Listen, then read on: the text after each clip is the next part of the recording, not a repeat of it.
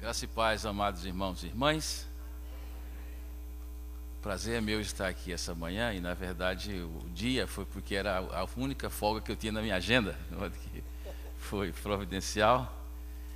Eu tenho um vínculo afetivo com essa igreja, porque talvez alguns não saibam, mas quando eu estava na reta final para a minha decisão por Cristo, lá em Garanhuns, o reverendo Antônio Elias foi fazer uma série de palestras evangelísticas no colégio, 15 de novembro, e também na Igreja Presbiteriana Central, e aquela série de palestras foi assim um empurrão final para a minha decisão.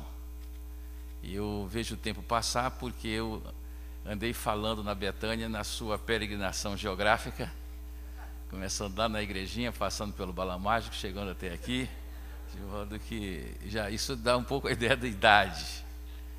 E também a minha alegria de ver algumas faces amadas aqui do tempo que nós estudarmos aqui e trabalharmos com a Aliança Bíblica Universitária.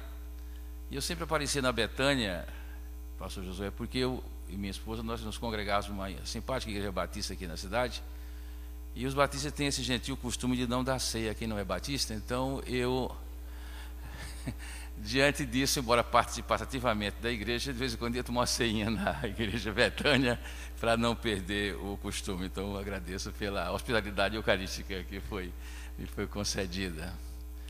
E eu tenho um vínculo muito forte com o presbiterianismo, porque eu me converti no colégio presbiteriano 15 de novembro em Garanhuns. A primeira igreja que eu frequentei, primeira escola dominical, foi a Igreja Presbiteriana Central. Meu primeiro emprego na vida foi no Colégio Presbiteriano Agnes Esken.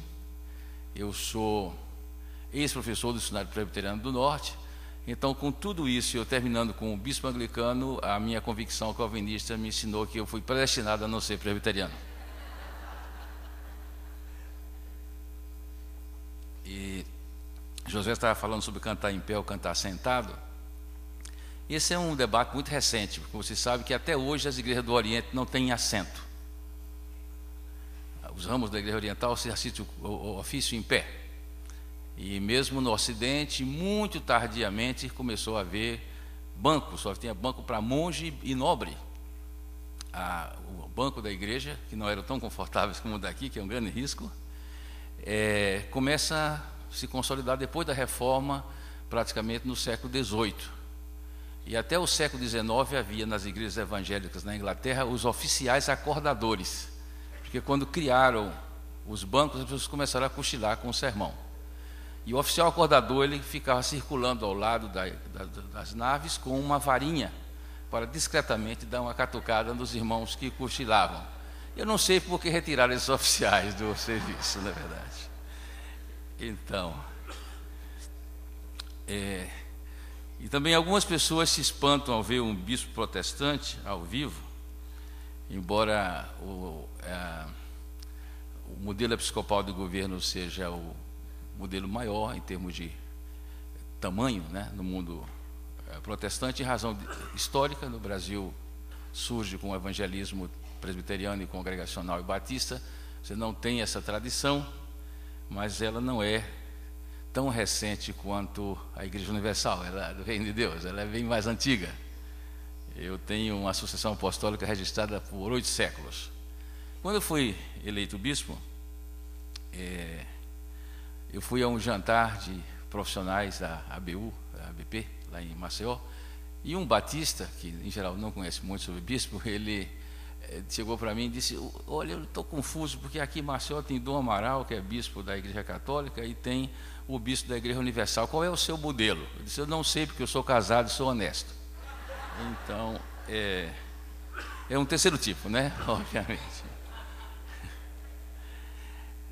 Trabalhar sobre o tema o que é ser cristão na política me faz lembrar que uma fragilidade da igreja é que, embora nós condenemos as heresias originais que apenas ensinavam que Jesus era Deus ou era homem, hoje a realidade é que o mundo não o considera Deus e nós, na prática, não o consideramos como homem. E por não assumirmos a humanidade de Jesus, temos dificuldade de assumir a nossa própria humanidade. Então, ninguém é cidadão se não for antes humano. Então, o meu primeiro apelo essa manhã é: vamos assumir a nossa humanidade como pré-condição de sermos bons cidadãos. O cristão, afirmo, deve sempre se entender como um ser humano, que mantém sinais, ainda que pálidos, da imagem de Deus. A dignidade, a racionalidade, os afetos, a capacidade de fazer gestos de bondade, e ao mesmo tempo em que fomos marcados pelo pecado original, que é a fonte deformadora dessa mesma nossa humanidade. Como cristãos, assistidos pelo Espírito Santo e alimentados na comunidade de fé pela palavra e pelos sacramentos, vivenciamos o processo de santificação como um resgate da nossa humanidade. A santificação como um resgate da nossa humanidade, segundo o projeto original do Criador. E aí vem a tensão entre o querer e o efetuar. E nessa recuperação da nossa humanidade, nós temos um modelo: Jesus Cristo, homem.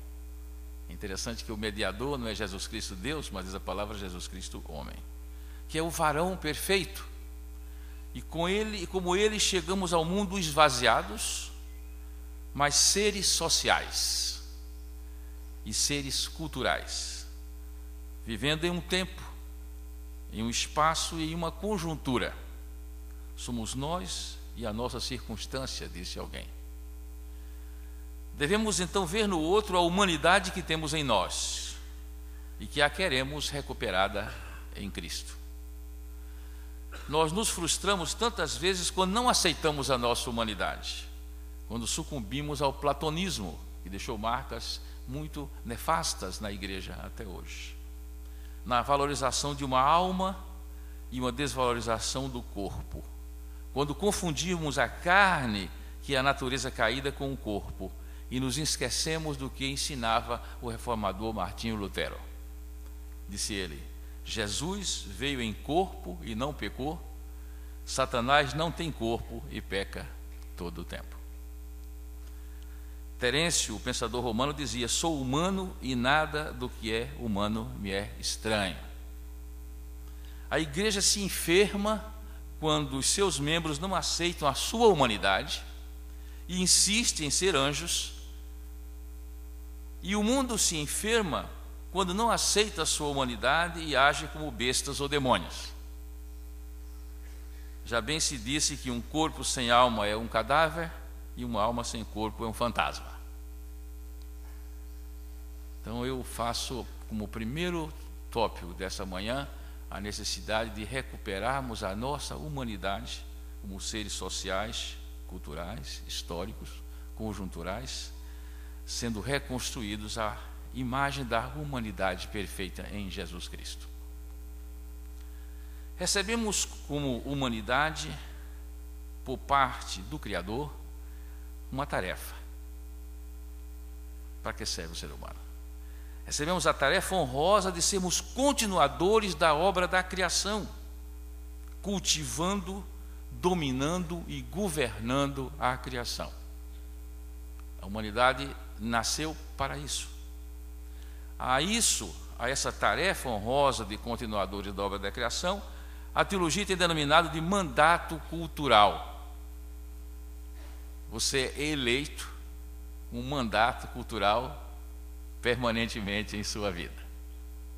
E o TSE não vai caçar esse mandato.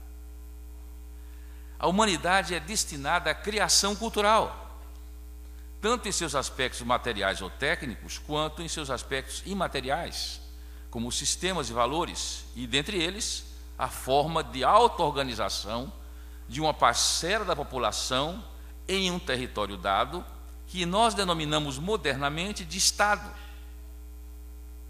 A criação do Estado é parte da criação da humanidade e da obediência do mandato cultural, com suas leis e o seu governo.